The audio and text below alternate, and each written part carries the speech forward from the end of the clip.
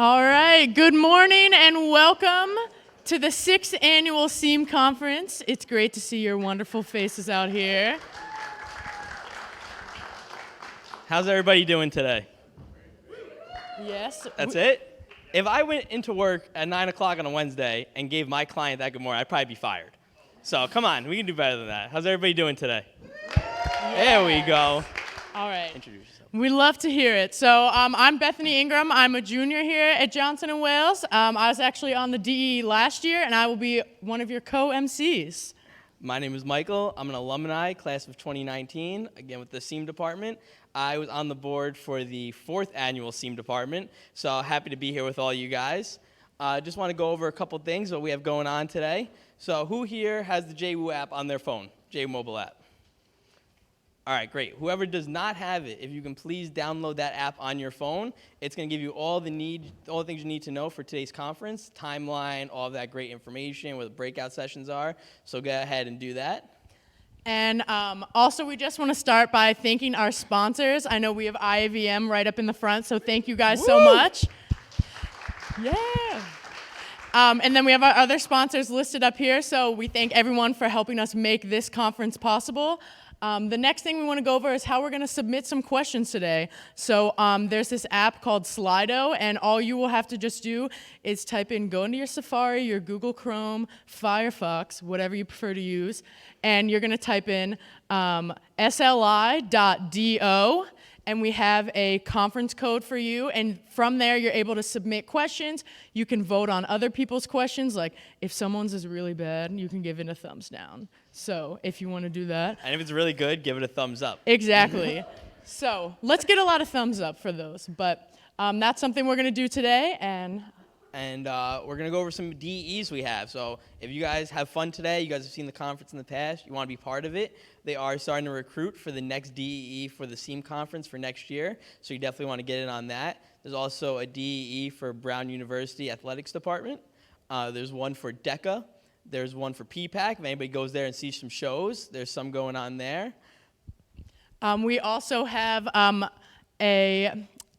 So with our DE, sorry about that, it's definitely more about learning. You're actually in the process, so we definitely recommend getting into that.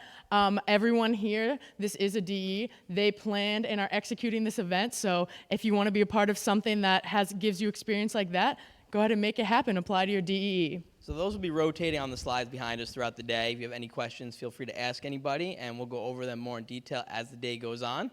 So we'd like to bring up Professor Pansiera and Professor Leary to get ready for the next step of the conference. So a big round of applause for them, and thank you guys.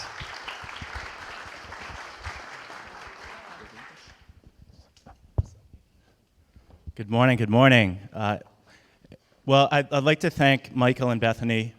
As they mentioned, they've been part of this event in years past. And my name's Dr. Leary. I'm the department chair for the Sports Entertainment Event Management Program. And I just want to officially welcome you to today's event. This event holds a special place in our hearts. It was born 5 years ago for exactly this reason, to connect students to industry and also showcase the wonderful work that our students perform.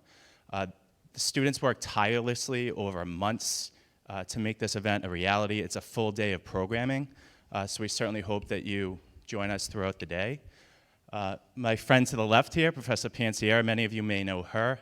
She took over the DEE from myself, who facilitated it for the last 5 years. And she's done a wonderful job, worked tirelessly with the students over many months to make this a reality. And I think it really brings to light to our students what goes into putting on an event of this magnitude. And I thank you all for being a part of that. We look forward to a tremendous day. We already did our shout out to our friends at IAVM, but we really appreciate their participation in this event, and we really love to bring our students and connect them with the talented members of IAVM, and certainly thanks to Frank Russo, who are really looking forward to hearing from him in just a few minutes. So I'd like to turn it over to Professor Pansiera, who will tell you a little bit more about the event. Thank you, Dr. Leary. And again, welcome. This is the 6th annual conference. It's fascinating. It's great to see it evolve into what it is today. some of the evolutions that are taking place this year. Again, that JWU mobile app. It's a really great way for you to connect and reconnect with our speakers and our panelists today. I also want to thank those speakers and panelists who came early to be supportive to our industry partners. That is what our industry is about. You see it taking place in this room where we can be here to support one another in bringing content forward and just collaborating throughout the day.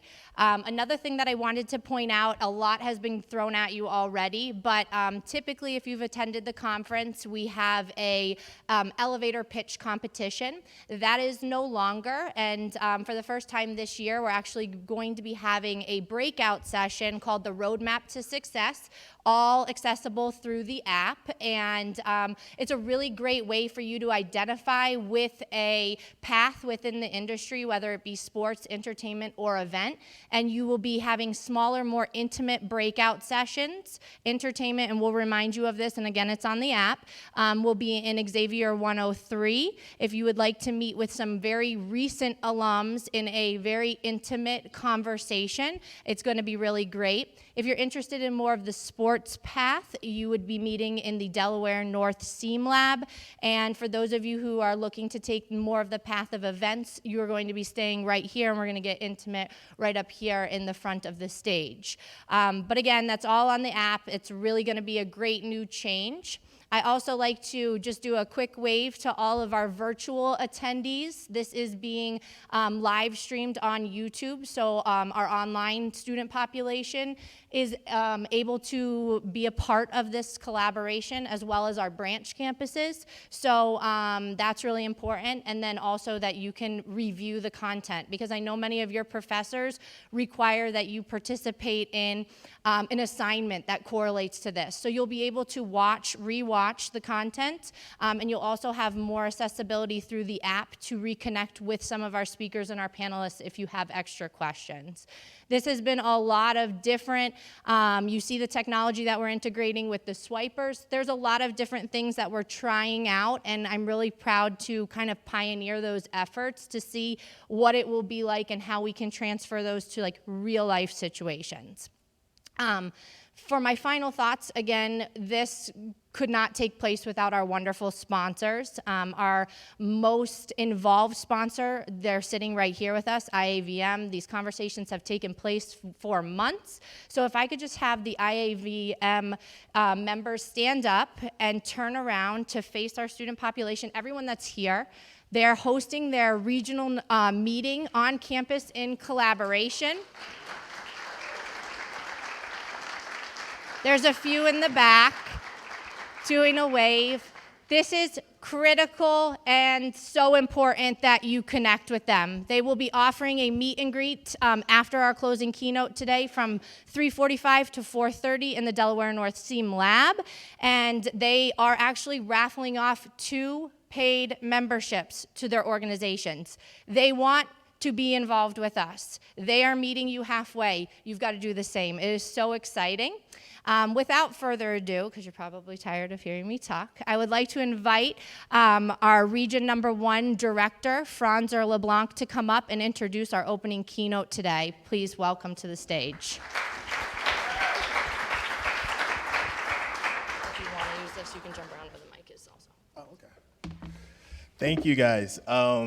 First, we like to say, my name is Franz LeBlanc. I'm Region 1 Director. I have the privilege to lead in our region this year and next year. For the job I get paid for, I'm Assistant General Manager at the UMBC Event Center, which is in Baltimore, and I work for, there we go, that's right. Work for a company called Oakview Group. So just to give you a little brief history about IVM. IVM is International Association of Venue Managers, composed of 3,000 to 4,000 members that work in performing arts centers, arenas, stadiums, convention centers across America and across the globe. All our members work in events, operations, food and beverage, you name it in the venue, that's what we do. There's a lot of people here who are members with us that work in guest services, events again, operations, and we have allied members who help us, companies that we use and that we work with that help our venues run smoothly. We have a venue management school, which is really great. A lot of us, how many people went to venue management school? It has really helped our careers. It really helped our careers. It wasn't Ogle Bay, West Virginia. I went through 3 years in the middle of West Virginia, and they moved it to Florida. I tried to get a 4th year for free, but they wouldn't give it to me, so that's on me.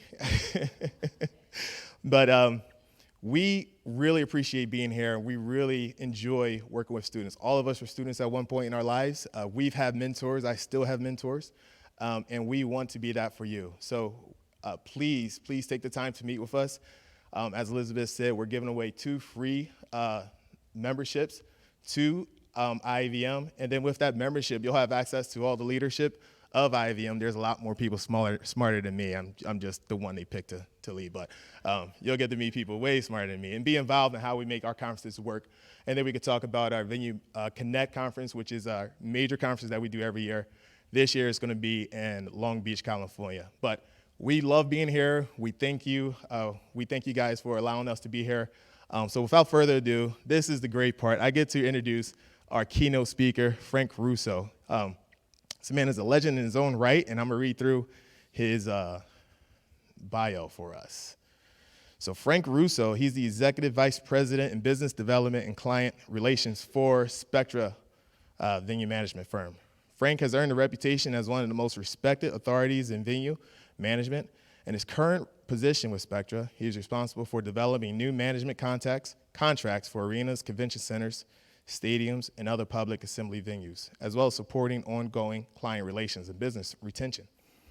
Early in his career, Frank gained experience in municipal management through positions such as assistant to the city manager at Hartford. His 30-plus years of experience also include key executive director roles at major North American venues, including Hartford Civic Center in Hartford, Connecticut, the Target Center in Minnesota, and the Jacob Javits Convention Center in New York. His extensive corporate experience includes roles as such president of Monitor Productions, vice president for sales and client services at Ogden Entertainment, and vice president of international operations at Ogden Entertainment. Frank is very involved and remains very active, as you see he's with us today, in IAVM. He had a lot of leadership positions within IAVM, including chair of the IAVM Foundation, chair of the IAVM School of Public Assembly Venue Management School. That's the one they moved to West Virginia to Florida. One of our members went to Florida. I'm still angry at him, you can tell. I digress, sorry. At Venue Management School, IAVM Graduate Institution, chair of the IAVM Body of Knowledge, and chair of the IAVM Board of Education. Additionally, Frank serves as the chair of the IAVM eBook Task Force, which published an electronic book on event management, and he co-authored IAVM's textbook, Public Assembly Facility Management, Principles and Practices. Frank also serves as the adjunct professor in the Department of Sports Studies for the University of Massachusetts and the University of Connecticut. Frank holds a bachelor's degree from St. Michael's College in Vermont, as well as a master's degree in public administration from the University of Connecticut. And he also served in the United States Army from 1970 to 1976. During the time he was a member of the U.S. Army Reserve Band. Frank has amazing experience and one of the pioneers in this field. And I'm excited to hear from him, and I know he's going to bless you guys with all of his knowledge. So without further ado, I give you Frank Russo.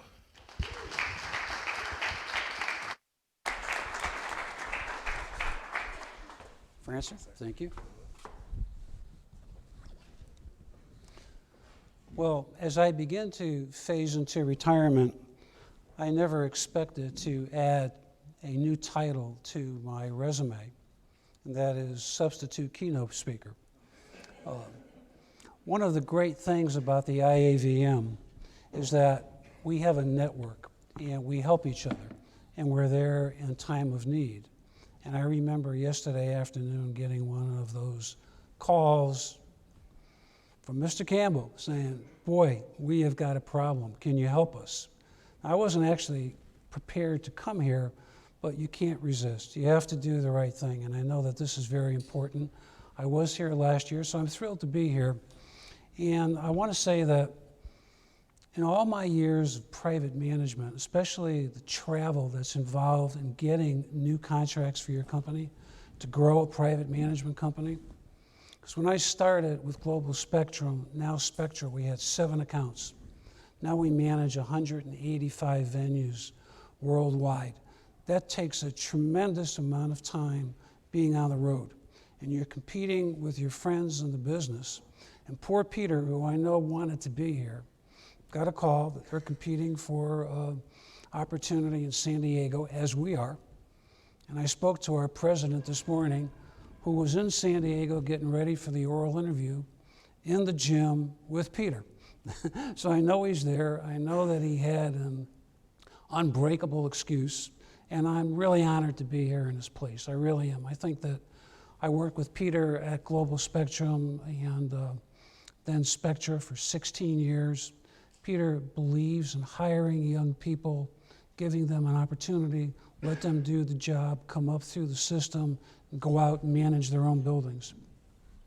And so many people in our company have prospered and thrived as a result of his leadership that I really am honored to be here.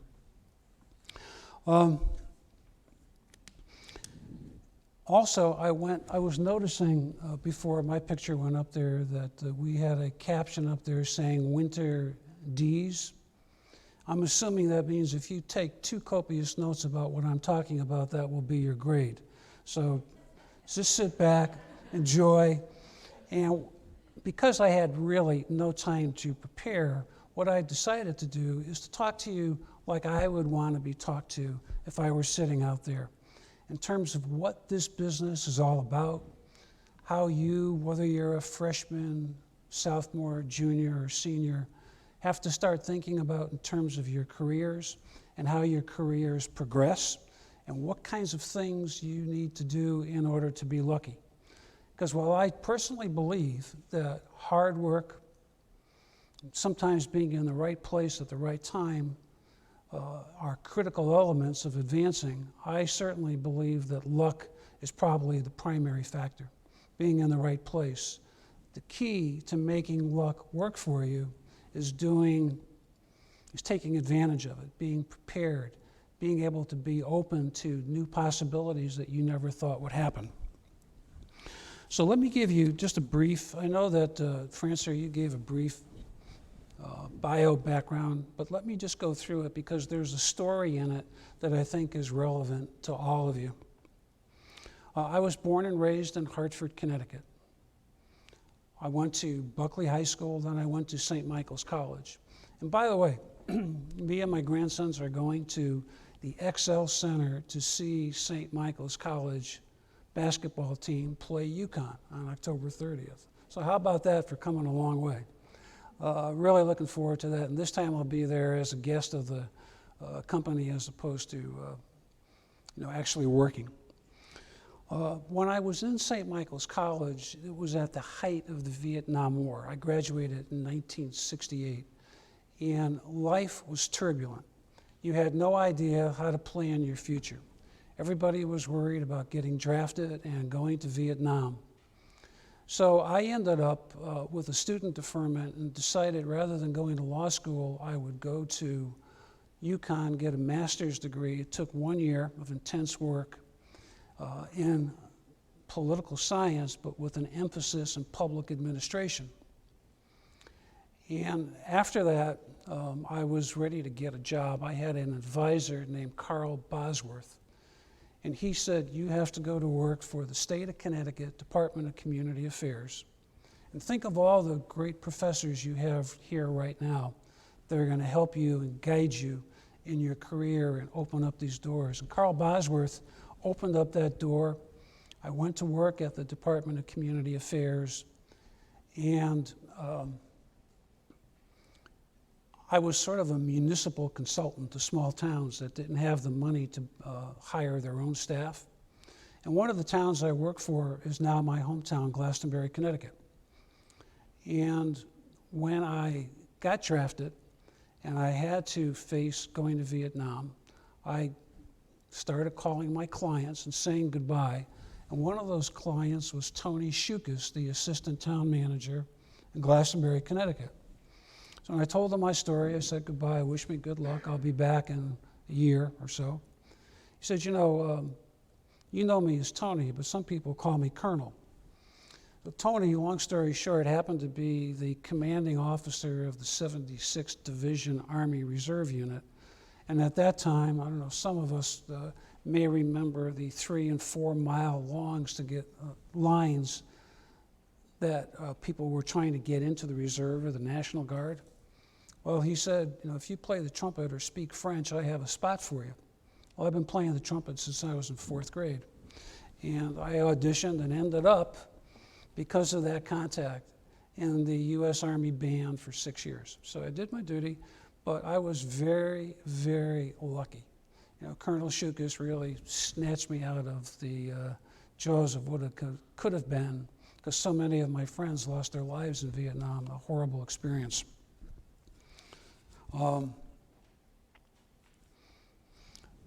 I was into the Department of Community Affairs for 3 years when my Yukon advisor, Carl Bosworth, called me and said, you have an appointment tomorrow with John Walsh, the Director of Finance for the City of Hartford.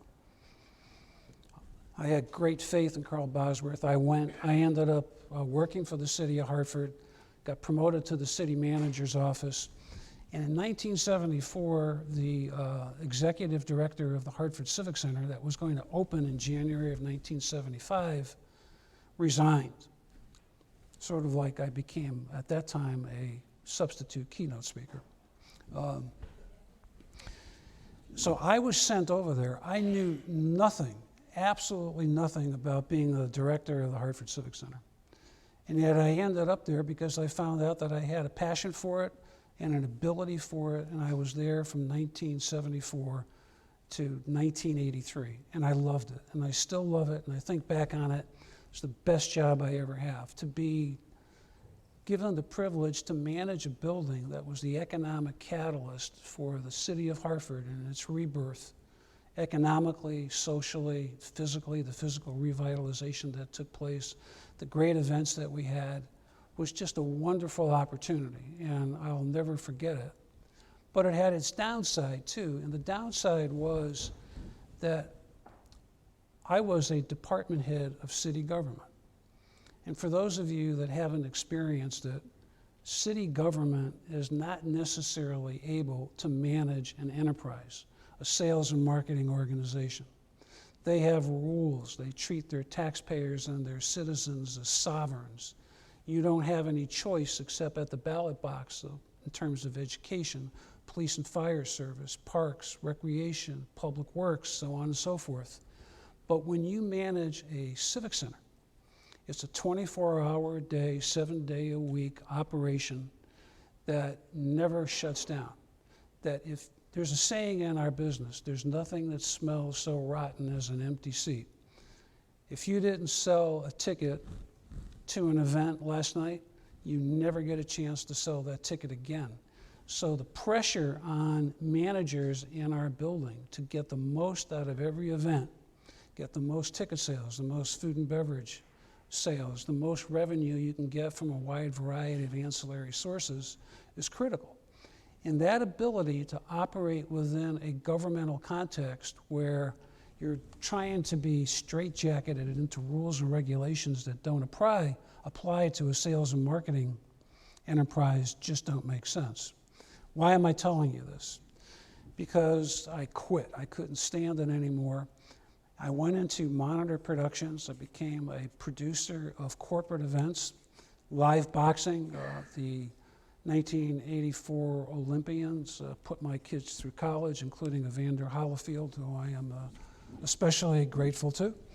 I had a great time, but it wasn't my bag. I am a venue manager, and a close friend of mine from Rockford, Illinois, was lucky enough to start up a private management company, Ogden Entertainment Services out of New York City. And long story short, again, he asked me if I would join the company, and we were able to grow that business from really 2 accounts, one in Pensacola and one in San Juan, to over 80 accounts, including some great buildings that you may have heard of, one outside of Dusseldorf, Germany, Oberhausen, and the Manchester Arena in England.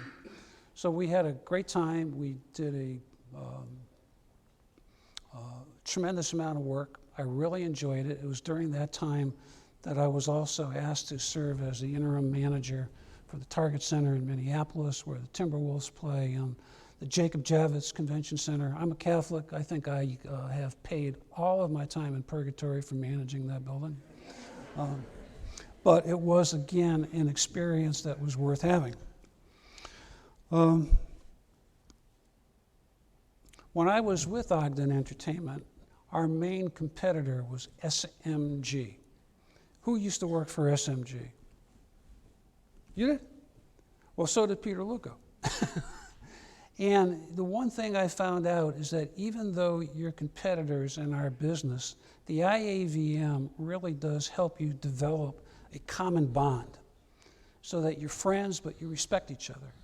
You go out and you fight as best you can to win a contract. If you don't win it, okay, go out and fight again. But you always remain friendly with your competitors. And that's the kind of relationship I had with Peter and Mitch Sowers. So when Ogden was sold and went out of business in 2000, I ended up working for Peter and forming Global Spectrum. And it was a great opportunity, and I'm forever thankful to him and Mitch for the last 20 years of being in that position. The opportunity to work and develop in a private management business had my career come full circle. I was unprepared to be the manager of the Civic Center. I had no idea what I was getting into, but it didn't take a rocket scientist to find out that the demands, the expectations, the bottom line need to drive revenue and show a profit with a building that wasn't just an arena, it's a convention center too. Its mandate was at one time primarily to stimulate economic development, to book conventions, trade shows, meetings, association, organizational meetings, so on and so forth, that brought in new people and new dollars into the community, stimulating the economy. Well, that sounds good, but that is literally where you become a loss leader. And in a city financially strapped like Hartford, where there is almost no tax base, they couldn't sustain that. So we had to turn that around, and we gave emphasis to the Coliseum and the arena events. But they never let up on the need to control. Could you imagine having a Whalers game, but being forced to have students as your majority of your labor force, Hartford students? This was a political decision. So at 10 o'clock, students had to go home, and we had to shut down beer stands because we didn't have enough people to sell during the third period. I can give you more and more examples of how ridiculous and self-defeating that was, but after a while, it worked against me, and I just couldn't deal with it anymore. So private management is an opportunity for many municipalities to be able to deal with their venues and give them the tools and the juice that they need to compete in the marketplace. Do you realize that the business that we're in is so competitive? Just think about the buildings that are in the Northeast: Providence, University of Rhode Island, Boston, Boston University, Worcester, Portland, Lowell, Hartford, Springfield, Albany, Bridgeport, Mohegan Sun. The new competitive factor is Mohegan Sun. These casinos that have literally a war chest, they have $32 million entertainment budget. They can pay $450,000 to bring Willie Nelson to Mohegan Sun, and we couldn't afford to do that in Hartford because there's no payback on it. But with the casinos, you bring them in, and they expect that a person that attends a concert will spend another $85 in terms of going to the casino, going to the retail outlets, and going to the restaurants. So it's very, very difficult to compete with. And now we have MGM in the mix, and Foxwoods, which has smaller venues, but they're still paying big bucks because they know that top name talent draws people. And what else do they have that a downtown community doesn't have? Free parking, on-site free parking. So in today's world, and you guys are coming into this, the need to be and figure out how to be competitive, how to define what your building does for your community. Keep in mind that buildings are not profitable. Anybody that tells you they are is mistaken. There are some that may make a profit. They're few and far between. They probably have an NHL and an NBA franchise and quite a few other things going for them, and quite a bit of commercial rights revenue that comes in, on-site parking, and they may be able to offset their debt service. However, the vast majority of venues are economic losers, that they may make an operating profit. I'm sure Lee Eskelson will talk to you about what the difference is between an operating profit and a full EBITDA. That below the line, you've got a capital improvement reserve fund. You've got debt service, which is the mortgage on the building, right? And these buildings do not have the ability to offset that with operating revenue. And it's getting more and more difficult because now with the record industry basically defunct,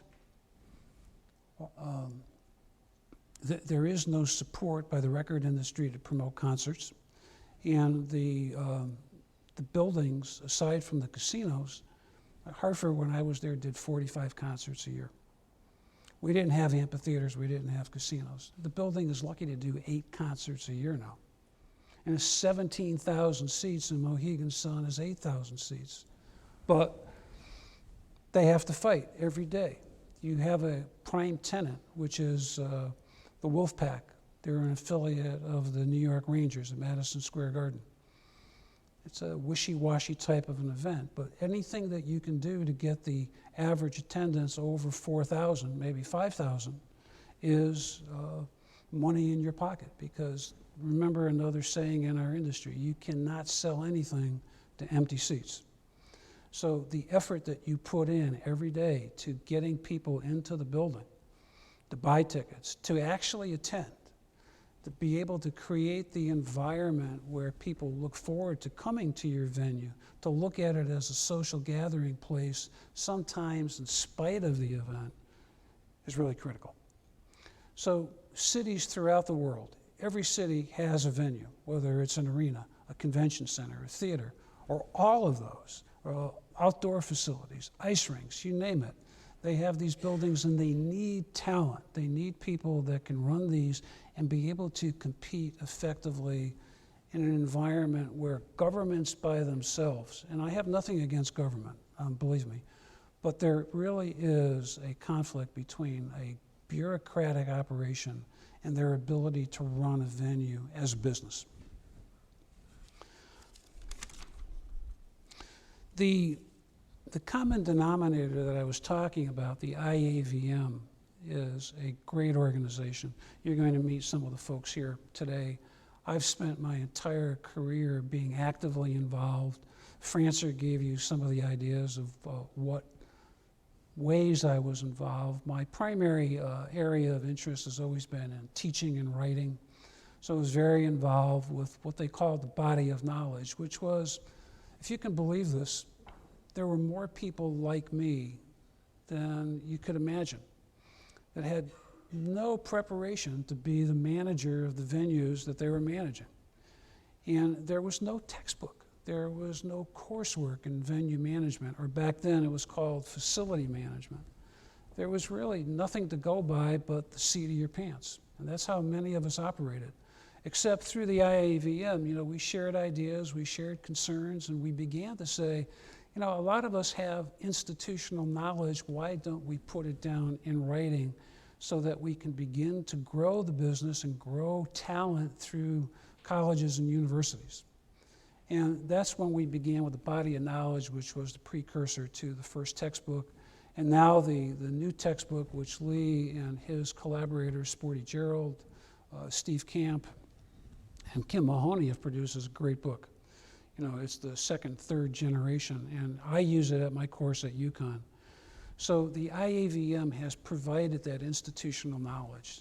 They've also created a book called the IAVM Blueprint Event Management, which is literally a classic. No matter whether you want to go into arena management, convention center management, whether you want to be a wedding planner, whether you want to be an event planner, a festival planner, whatever field you want to go in, this book, I think, is a must-have on your bookshelf. It's a handbook.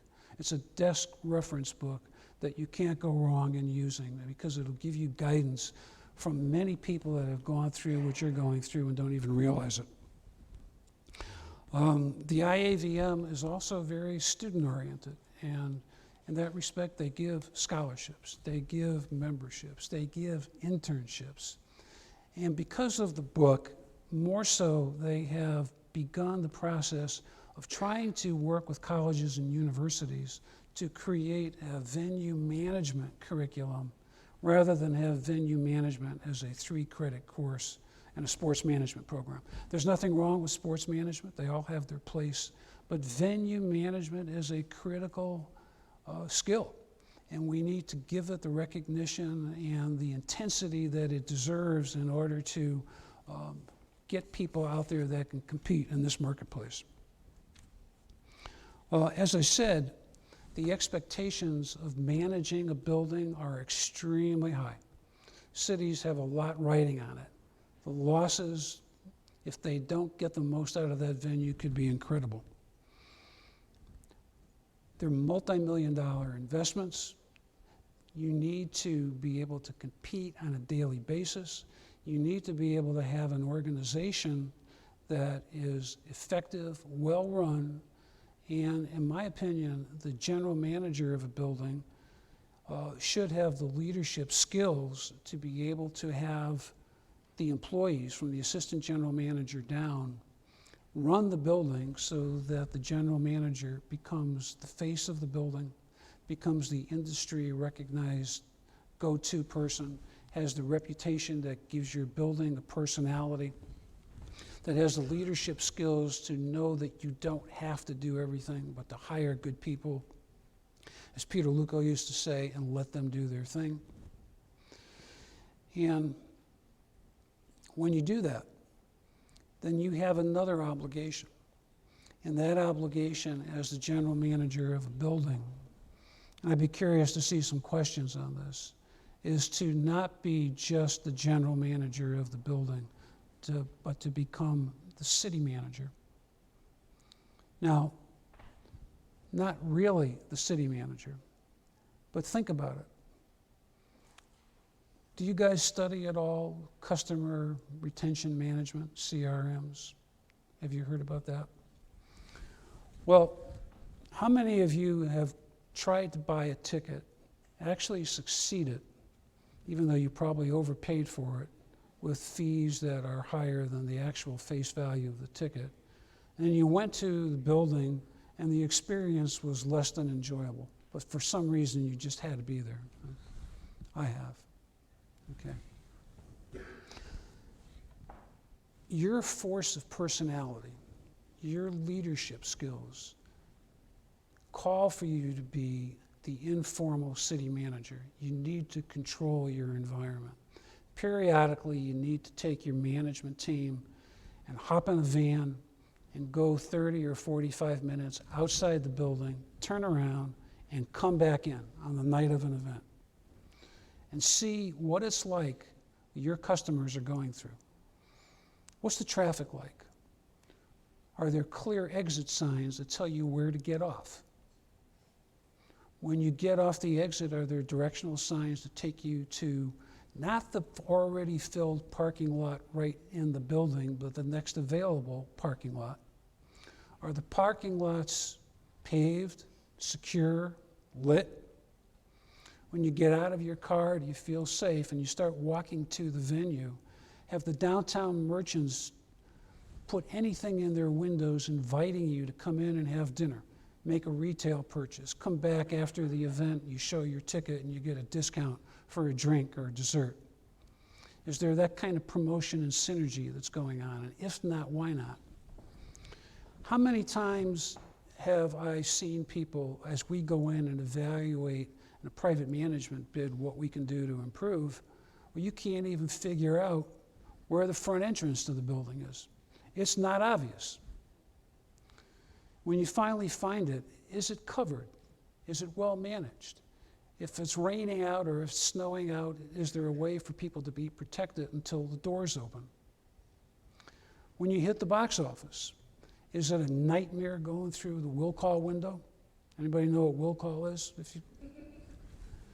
Usually will call, more often than not, is will not call.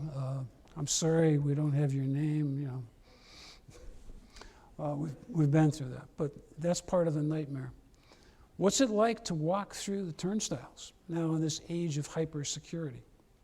When you get into the arena or whatever the event is it well lit? Is it inviting? Is it warm? Is there directional signage that takes you to your seats?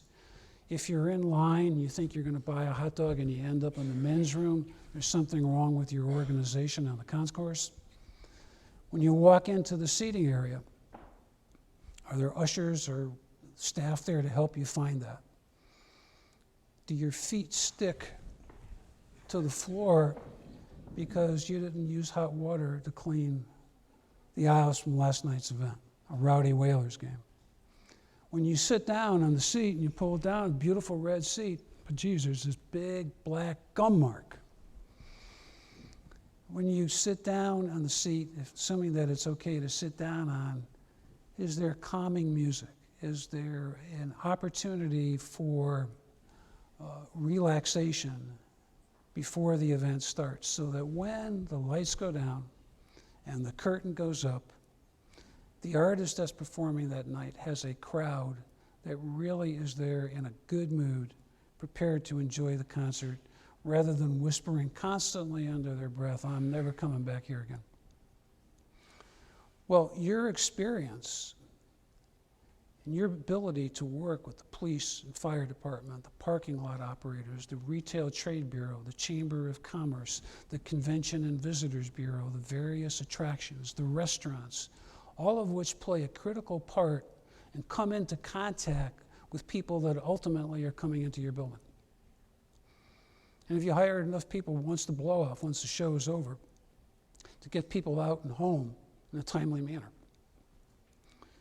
do you find ways to do pre and post event activities so that you can get people to come in earlier and lighten the load on the crowd so it's not last minute, and things to do after the event so people aren't all in a rush to go and get their car and leave at the same time? So when I say city management, you've got to think of the broadest possible skills that you could operate. And the bottom line, I think, is that as a leader and as a user and as a consumer and as a student, how would you treat people the way you would want to be treated? And that's how you develop your organization. That's how you develop your management style. You're always thinking of what's next. How do you improve? How do you make your building better if you're in Hartford than Springfield or Providence or Worcester or Boston? How do you get people to come? How do you draw a radius so that when you start advertising shows, people come your way and not the other way?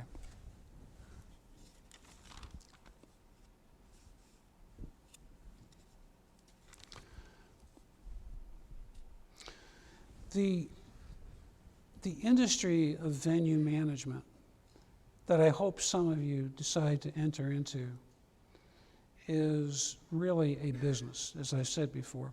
It needs to be treated like a business. And there are several aspects of that business that many of you may not even think about.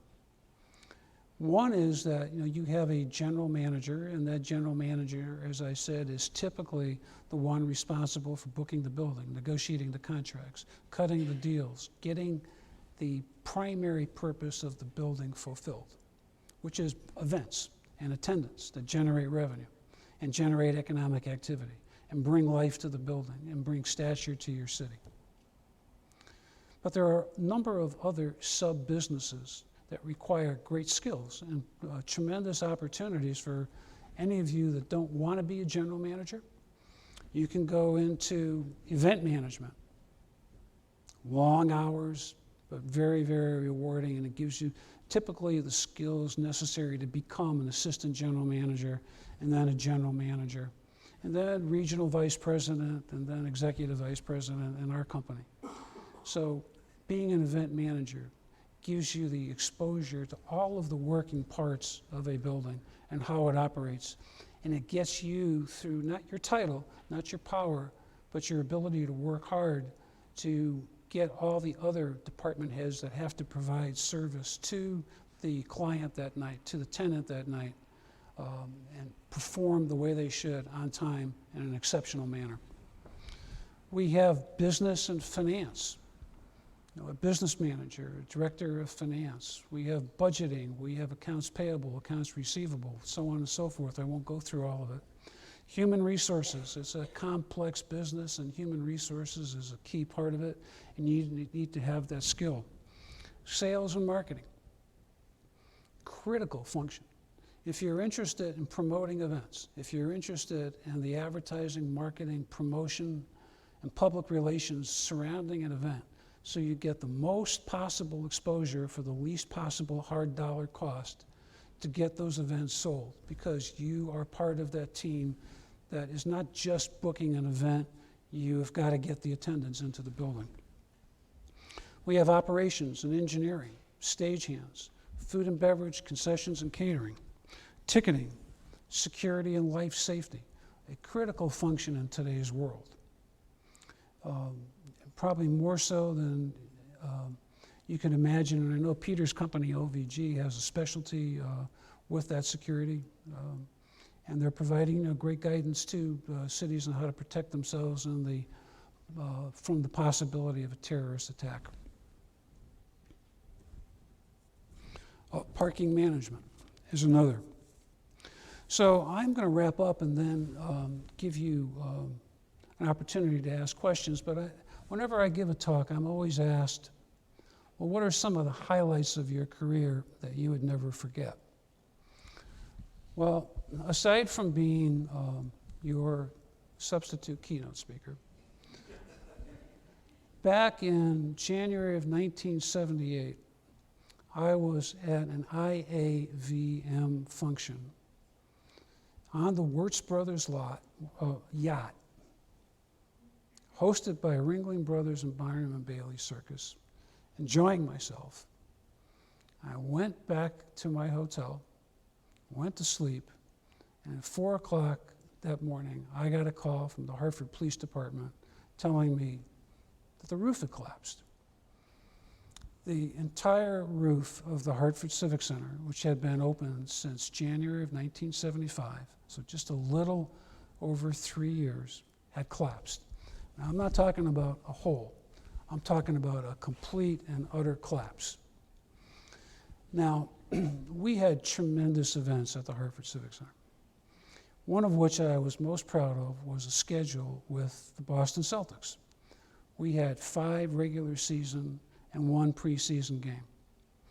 So on that night, I began to believe in miracles, because that is the only time in the history of the Hartford Civic Center, now the XL Center, where there were 3 consecutive nights of basketball. UConn versus UMass played that night. The Celtics played Indiana the night before, and we had a local high school basketball tournament the next day. So what did that mean?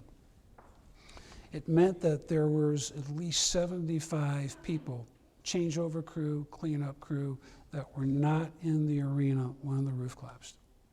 Now, when I say it collapsed, if you could picture the steel members of a large arena roof coming down like an arrow, and through the concrete risers, where they would punch a hole through a seat, through the concrete, go down into the exhibition hall at floor level, and put a 3-foot hole there, you could imagine what would happen to you if you're sitting in that seat.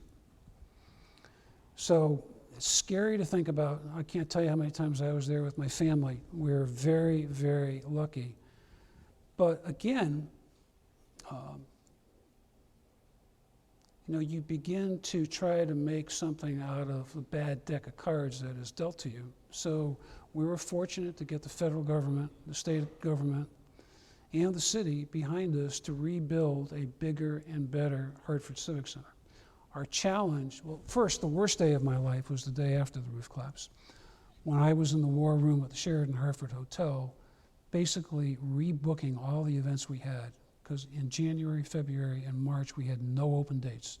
They didn't open up until the Whalers, who were an NHL team at the time, we had to hold their playoff dates. So for January, February, and March, no open dates. And I had to call Chuck Toomey in Providence, and Jerry Healy in Springfield, and Laura Smith in New Haven. Peter Luco was working in New Haven at the time. Madison Square Garden, Nassau Coliseum, and rebook all these events. So the challenge was to do the right thing by those events, but to maintain that relationship so that when the bigger and better Hartford Civic Center reopened in February of 1980, they came back. And they did. So I would say that was the biggest challenge of my career, and it's one that you're never prepared for. But when you have a good team and you have people that are bonded, you get through it. We kept the staff together. We actually promoted concerts at the High Life Fronton, which is no longer there, but just to keep our staff working. So we did 4 nights of Frank Sinatra and 2 nights of Steve Martin and so on and so forth. And it was like putting on a concert in an airplane hangar, but we did it, and we did what we had to do. The corporate community stepped up and took some of our people for 2 years in jobs. The Travelers Insurance Company especially took a couple people in related jobs because they had skills that were applicable to any business. So I guess that's it. You know, the bottom line to my story is that when you leave Johnson & Wales and you begin to pursue your career, you should keep your eyes wide open, maintain your contacts, use your professors here to your best advantage, join the IAVM, look for ways and opportunities to network with people. When you're given a job, when you get your first job, wherever that is, do more than is expected of you. Don't complain. Be the type of person that can't do enough. And the key to your success will be, I think, your personality. And your personality, by that I mean, people need to get along with you. So you can't be over-aggressive, you can't be over-eager, you can't be power-hungry. You have to be a nice person, you have to get along, and people will want to work with you. And for people that don't have that kind of personality, they usually don't last in our business. Because during the season, the event season, as you guys all know,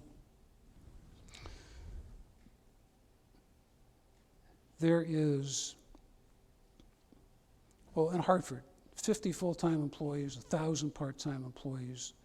We had to work every day, 24/7. Literally, people were there getting ready from one event to another event. It was rare not to have to change over the building. Many of you go through the same thing. How do you motivate staff to be able to do that and enjoy it for relatively low pay, often no overtime? Well, one of the ways might be for a private management company to come in and at least offer bonus compensation if you achieve certain goals for your clients. So it's a great industry. I don't mean to paint a dark picture. I think it's a great picture. I think the satisfaction that you get from taking a pile of concrete and turning it into a sports and entertainment center, a convention and trade show center, a performing arts center, is immeasurable. It's one of the best, most satisfying jobs I could imagine. I wish you all good luck in getting the right job for you and growing in our industry. And I hope to see you on the road. Not as a keynote speaker, of course, but maybe just as a friend. So that's it. I'll open it to questions and answers.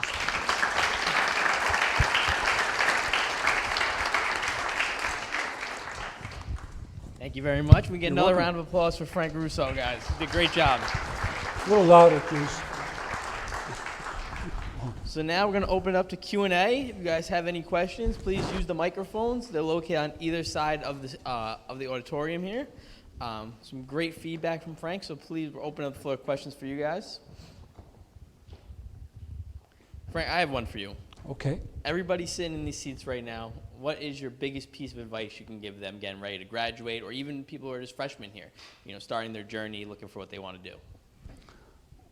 Well, I would study hard.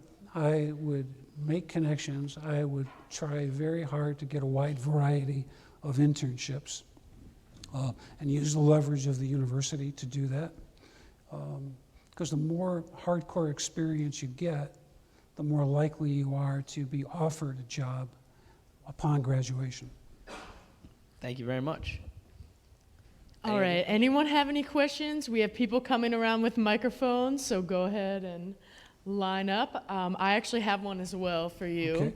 Okay. So how would you describe your leadership style as opposed to maybe when you first started and weren't in a leadership position? My leadership style is to set an example. People that work for me see hard work, dedication, but a person that doesn't take credit but rather gives credit, so that the people that work for me feel as though they really are going to replace me, and that those people are hired specifically for that purpose. So that as I get close to retirement right now, it's obvious who will replace me. Awesome. Thank you so much. Does anyone from the crowd have any questions? So we have some questions coming in on Slido, so I'm going to go through a few of those. Someone asked, did you have a mentor who taught you the ways? No. I wish I did. I had some tremendous professors, especially Carl Bosworth from UConn, who I'm forever grateful to. I've been more of a mentor because I started on my own in a business that I didn't even know what menteeing I needed. I was that out of touch with what was going on. So I was never guided into this position. It was all trial and error. And then, I would say the friends and the association and the leadership of the IAVM, whether it's Brad Main or Dexter King before him, were the kind of people that gave me the opportunity to have a voice in the industry and maybe figure out how to be a mentor to others. Thank you. And now another one from Slido is, how do you suggest college grads and recent graduates get into venue management since it is considered cutthroat industry? I couldn't quite understand you, I'm sorry. Oh, I'm sorry. How do you suggest that recent college graduates get into venue management since it can be considered a cutthroat industry? Well, not to be repetitive, but I'm a strong believer in doing everything you can to network and get an internship. And because these buildings operate with a hard core of full-time and a large group of part-time employees, getting a full-time job typically has to have a foot in the door. So even if you take a part-time job and show that you've got the talent to do more than what you've been hired to do, I give this advice over and over and over again, and I've done it for years. Get your foot in the door and then stand out. Easier said than done, but that's the way to do it. And guys that are here, I think, know what I'm talking about, that when you see somebody that does that, it's so different than someone that's got an internship but just doesn't do anything but put in the time. Doesn't ask for more to do. Is content to sit there and do nothing if they're not directed to do something. So you have to be aggressive in that respect. How you doing? Good morning. I know everybody goes through hardships and character building moments. So what was some character building moments, or what could you say to somebody who is going through something that is holding them back from reaching their full potential?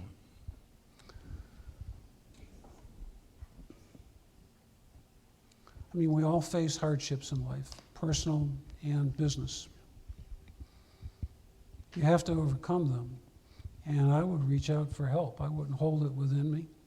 I think I've always had a network of people that I could go to and talk things over with and ask for advice and help overcome the problem. And the degree to which you do that from day one, you have people that not only will help you, but they have a vested interest in making sure that you overcome any adversity. So again, your relationships within the industry, whether it's IAVM or within your own building, your university, or whatever the case may be, is don't be a loner. Embrace people, embrace what you're doing. Reach out for help, don't be bashful, it's not. We all need it, believe me. That's the best advice I could give you. Thank you very much. I think we have time for one more question out here, right in the back. Hello, I'm Gabi from West Hartford, just down the road from, the Expo Center. And in March, as you might have seen, Gino called the Expo Center one of the worst arenas, and he'll only go back if they kind of allow them to play for free. What do you kind of see, as a city that's losing, like Aetna and all these big insurance companies? What's kind of the future of that center? I know it's definitely outdated in terms of just seating areas and everything is, what do you kind of see going forward with UConn and other events there? Well, good question. I think Gino was right and wrong. It takes two to tango, and while some very popular events have no trouble selling out, even in that old dilapidated, crumbling building, it's too bad the roof didn't completely collapse. But last couple of years, UConn has not necessarily been the team that it has been, and their attendance has dropped significantly. And I wouldn't use the condition of that building as an excuse. But on the other hand, we're working very closely with, my company manages that building. So Spectrum manages both the XL Center and Rensselaer Field, where UConn allegedly plays football. Again, we're on a perfect record this year already, 0-4. We almost had 12 people in the stands. They all come to go tailgating, and then they leave.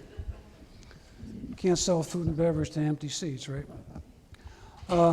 There is a proposal, probably $100 million renovation and upgrade of that building. The state is trying to pretend they're going to get public-private partners. They're not. There's no way to monetize any of the surrounding buildings to offset any capital investment. I mean, we would put in several $1 million if we thought we could recapture it rather than just taking it out of the bottom line. But the building is landlocked, so the state of Connecticut is going to have to bond for it. And the new governor is on a bonding diet, so we'll have to wait and see what happens. There's no clear-cut answer immediately. Thank you, everybody, for your questions. Have another big round of applause for Frank. Hey, thanks for the opportunity. Thanks for being such good listeners. If I could have Professor Pansiera come up on stage real quick. Thank you.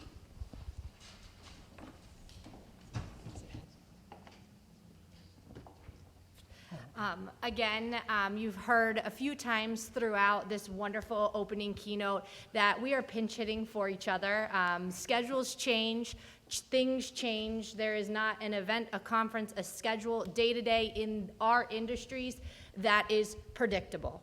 It is how you stand up and how you present yourself with or without time to prep. That is amazing to know the industry in and out, so we truly thank you. And as a token of our appreciation, we have a little gift. If you could just step over here so we can get the social media pic.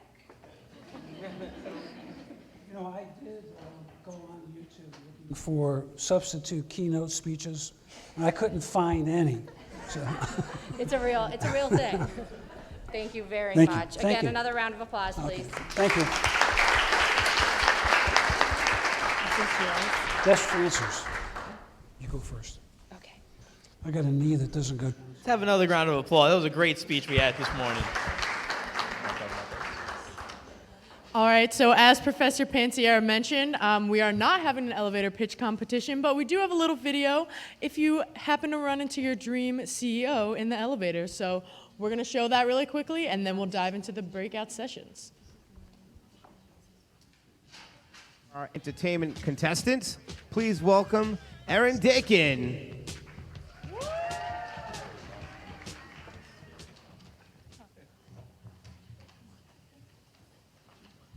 Hello, I'm Erin Dakin from New Jersey. I am here at Johnson & Wales. I'm a freshman, completing a bachelor's degree in sports entertainment event management with a minor in economics, and I'm planning to graduate fall of 2020. I am interested in the entertainment and event management fields, and with that, one day I hope to accomplish my dream as the White House event coordinator. I'm currently involved with LEA, the Live Events Association, and the Political Science Group. And this past September, I was recently hired with Delaware North at the Dunkin' Donuts Center as an office supervisor. And with this position, I have learned the true meaning of organization and teamwork. Thank you.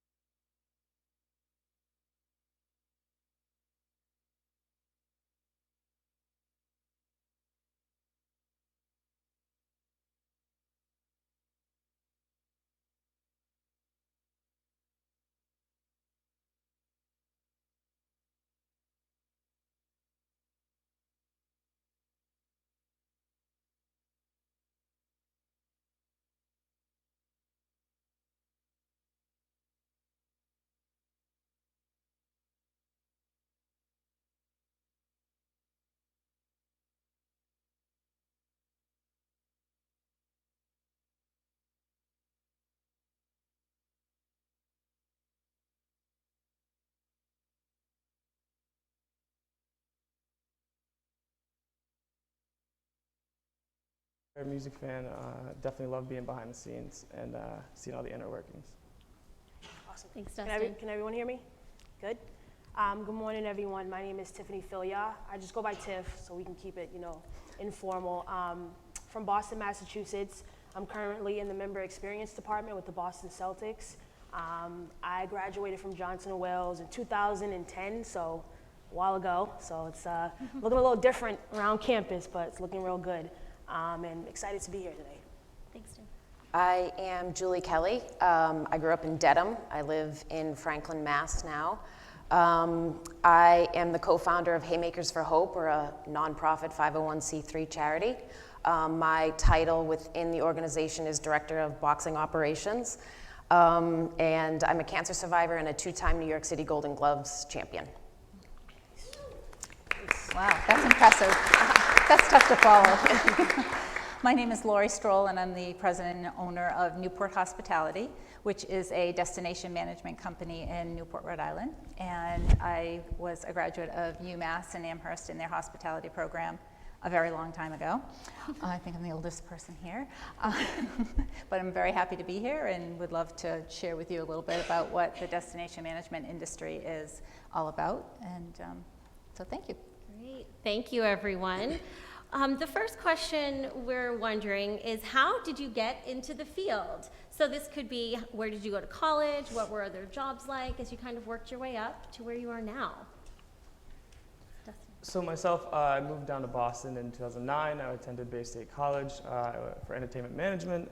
And the minute I got the lay of the land in Boston and kind of knew my way around a little bit, I was instantly trying to find local bands to help out and street team for, and that was literally the first intro into the industry, was flyering for a local reggae band. It was not exciting. It was, to me, it was very exciting at the time. Looking back, it was like, okay, you passed out flyers.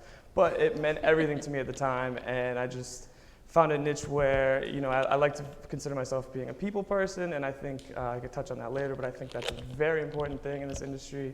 And it just helped me kind of propel myself locally in Boston, where I went from, hanging posters for a reggae band to being at the shows, to meeting the talent buyers at the venue, to meeting the owner of the venue, to being at the next show. And then everything was just kind of networking that kind of raveled itself up. So that's essentially how it got started. And then funny, quick little story was essentially with Live Nation. I was working at a bar, met someone it was a bar across from House of Blues. The talent buyer for the show actually came in. I expressed some pretty candid review of some of the Live Nation venues, because I think all of us kind of have a little bit of a thorn about Ticketmaster and Live Nation, so I obviously had something to say. And from there, he just happened to be who he was, took my name on a napkin, and essentially got me an interview to be a runner, and that was over 6 years ago in the industry now. So I'm basically working my way from nothing to now being talent buyer of Brighton Music Hall and overseeing all of our small room bookings. So it's kind of a start from nothing, go to finish. That is so awesome. Thanks, Dustin. So my journey is a little bit different, and I actually think I told this the last time I was here. I didn't figure out that I wanted to get in sports until like later in the game, probably my junior year of college. So I did the SEE concentration, and then once I graduated from college, I had no idea what to do, so I started working in a sneaker store, which I actually think is a local chain, Expressions. Anyone heard of it? So I started working at Expressions full-time, and this kid comes in decked out in this Red Sox gear. He has like the Beats headphones, he has the jacket, he has the sneakers. So I'm like, what's this kid's deal? He's bopping around. I'm like, can I help you with something? And then I saw it as an opportunity to ask him, like, what is it that you do for the Red Sox? He gave me his spiel. He worked in the fan services department, and I kind of like just, gave him my, elevator pitch. Like, I'm trying to get into sports. Like, can you help me? I know you just met me. I just sold you some shoes, help a sister out, that sort of thing. So it was literally like a 3-year process of him texting me texting him, us running into local McDonald's and stuff like that. Like, yeah, when am I gonna get that application? Like, you said you were gonna send it to me a year ago. And then I just remember one day sitting in my room on my laptop, and he texted me like, where are you at? I'm home doing nothing. And he was like, they're hiring for their seasonal staff. I'm gonna send you the application right now. So it was perfect timing. I got on there and filled out the application, used him as a reference, looked into some different departments, didn't really know what I wanted to do. So I saw something in marketing for a fan club rep, I said, what the heck, I don't really have anything to lose, so I'm just gonna go ahead and go for it. My resume wasn't really that great, you know, coming out of college, not having much experience, but the interview was the opportunity to sell myself. So when I got the interview, I kind of just, you know, went for it. Like, I think, Mr. Russo, you said personality. You know, showing your personality is very key. Answering the questions to the best of my ability, and once I got in, I just kind of had the hustle mentality. Do whatever I can do to help out in different departments, you know, stand out in my crowd and learn as much as I can, be a sponge, ask questions, and it kind of just, you know, skyrocketed from there. Thank you, Tiff. I got into the industry as sort of a series of unfortunate and fortunate events.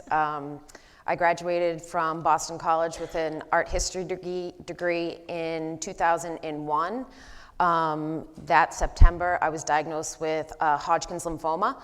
So my peers were kind of going through a little bit of a different life transition than I was. I went through chemo and radiation, got a clean bill of health in March of 2002. The following year, I moved to New York City and landed a job with a customs broker, importing and exporting fine art. I worked in the museum gallery services, which was great. We handled private collections and galleries, and I got to travel for art fairs, but the pay wasn't great. And living in New York, you need to have a little money to go out. So I transitioned. A good friend of mine, she was working in digital advertising, and that was really kind of the hot spot to be into. And I transitioned to digital advertising, and during all this time, being able-bodied, I just felt like I needed to give back, and I started doing endurance events, fundraising for Team in Training, for the Leukemia and Lymphoma Society through the Team in Training, their fundraising arm. And I then also started boxing, kind of as a supplement to fitness, my endurance event training. I was doing marathons and triathlons, and I figured out two things. I loved boxing, and I hated endurance events. And at the time, I met a buddy from Massachusetts. We were in the same boxing gym, and he and I just really hit it off. And we were in the gym one day, just hitting the heavy bag and talking, and I loved fundraising because I could. I was healthy and I could give back in just a fight against a disease that affects us all. And he was working for Goldman Sachs at the time, and he's got that business brain, and he said, well, you know, why couldn't we do it? I won 2 New York City Golden Gloves, and he and I just decided, let's host an event, let's see how it goes. We thought maybe like 50 people would show up. 1,000 people showed up. The fighters raised almost $200,000. It was at the Castle in Boston. And we just vastly underestimated how much people want to pay to see their friends get punched in the face for the first time. And it's really just kind of taken on a life of its own. And 10 years later, we've put on over 25 events. We've raised over $12 million. So like I said, unfortunate and fortunate events, just life experiences. Wow, Julie, that's fascinating. And you said some words I've never said before in my life, like I was in a boxing gym or I was boxing. That's absolutely fascinating. Thank you for sharing that.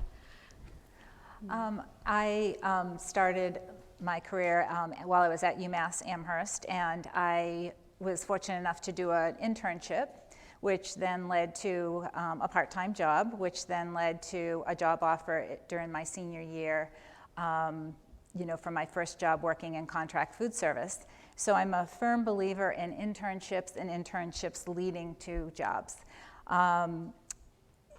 At that point, I was a food service manager at Hampshire College in Amherst, and after a few years of doing that, I was transferred to Boston, to the Bank of New England, in a employee cafeteria that fed 1,400 people for breakfast, lunch, and dinner.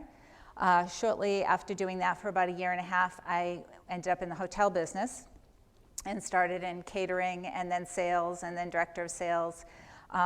Opened the Boston Harbor Hotel in 1987, which was a very big deal at that time. That was a brand new hotel that hadn't, you know, right on the waterfront. So at the very same time I was doing that, a very good friend of mine who also went to UMass in the hospitality program was in Newport, actually starting this company, Newport Hospitality.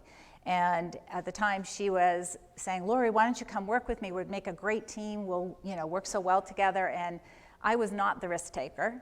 She was. I was, getting married. I was working at the Boston Harbor. I was building a house. I had a lot going on. And I said, you do it and I'll help you.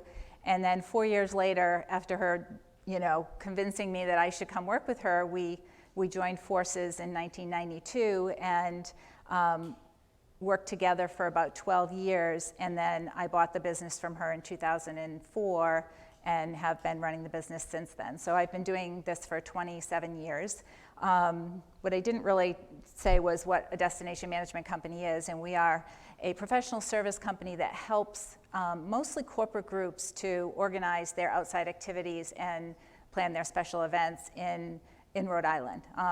A portion of our business does take place in Newport. We do some business in Providence and also in Westerly, but we'll do everything from booking hotel rooms to events in the mansions, clam bakes, tours, activities, ground transportation, just about anything a conference needs that's outside of the scope of what the hotel will actually do for them.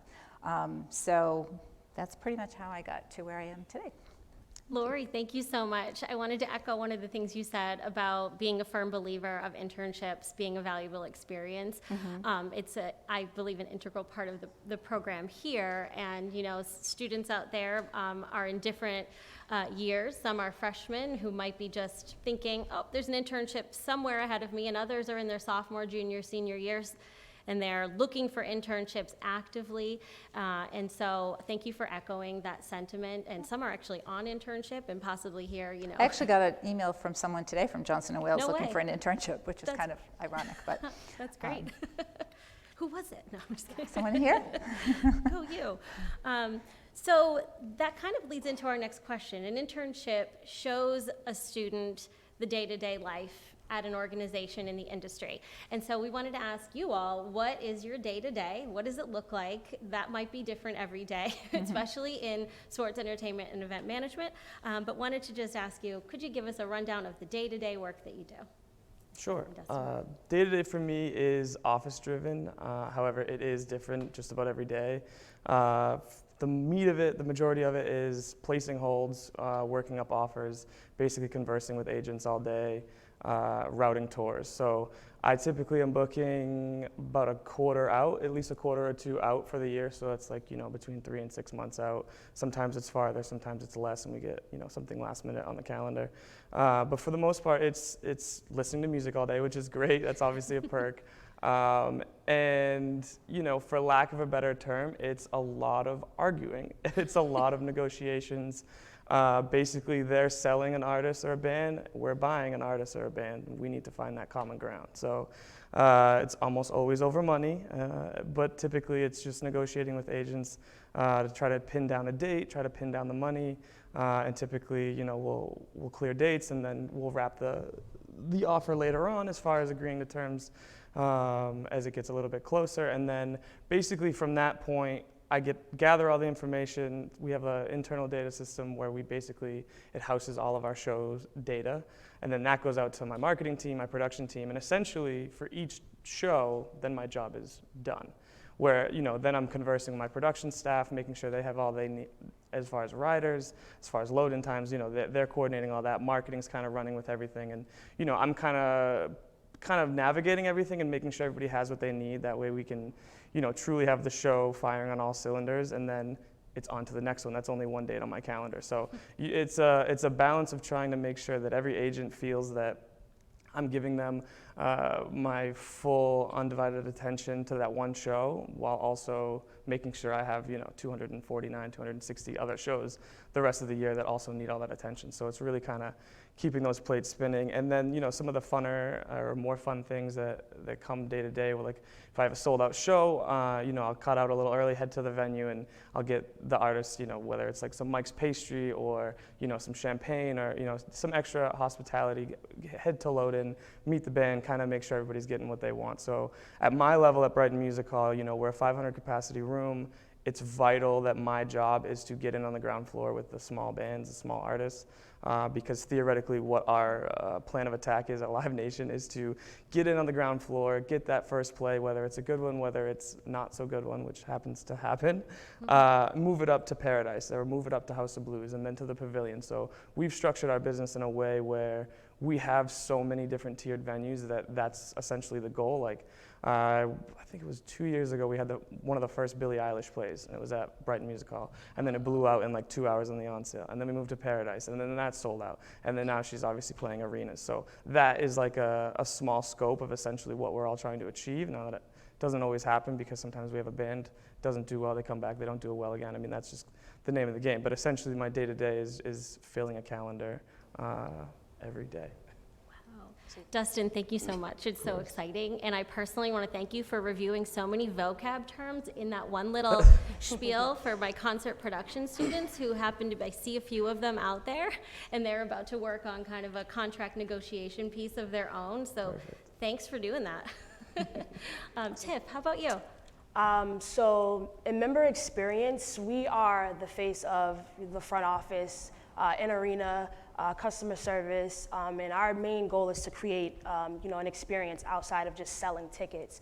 So there's 10 of us, and we each manage our own book of business. So I have my clients, my colleague next to me has her clients, season ticket members, general fans. We do work out of CRM. We just upgraded to Core, which has kind of been a little tricky. So a day-to-day for me, it can be different on a game day, but on a normal day, it's really just, customer service and retention. Our main goal is to create a great experience throughout the season so that, your season ticket members and your general fans will come back. So we deal with a lot of, in-arena experiences, whether it's, creating all of these benefits that members can take advantage of, post-game shoot-arounds, high-five kids tunnels, player meet and greets, and we do the same thing for general fans. With season ticket members, it's a little bit different because, they get a little bit more, exclusive access to private events. Some of it is, dealing with complaints. I don't know, anyone here have season tickets or knows anyone who has season tickets? All right, so you guys know. So all season ticket members have a direct contact person.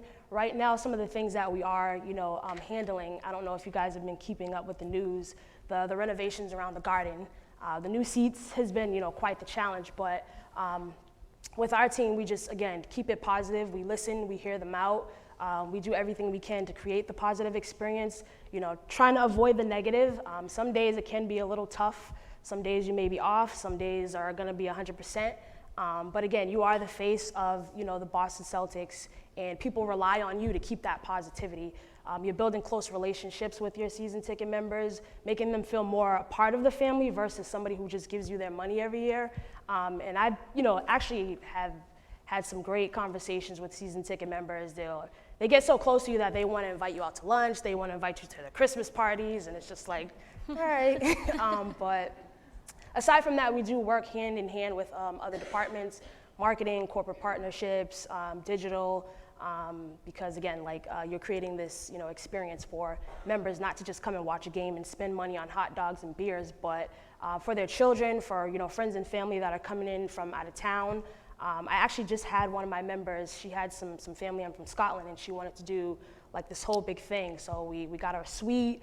We got a message up on the Jumbotron. We got some goodie bags in the suite, made a suite visit just to say hello to everybody, got a family picture. And it's just, again, creating that memorable experience because, like you said, tickets are not cheap. So people want to feel that they're appreciated. They want to feel that, it was worth the time, it was worth the money. So you always want to make sure you keep that positive, attitude, and you want people to come back. And you also want people to go out and recruit more people to come into your arena, see your team, not only the product on the court, but just have a wonderful time. Sports and entertainment is a luxury. I think we all can agree. And again, you just want to make sure that you are putting, good use to your funds. Tiff, thank you so much. Julie, how about you? I think it'll be helpful just to give you a little background on Haymakers for Hope. In general, we put on amateur boxing events in 4 cities, Boston, Denver, New York, and now DC. First-time novice boxers, you do not have to have any experience. You train for 4 months. Halfway through the training, you spar your proposed opponent.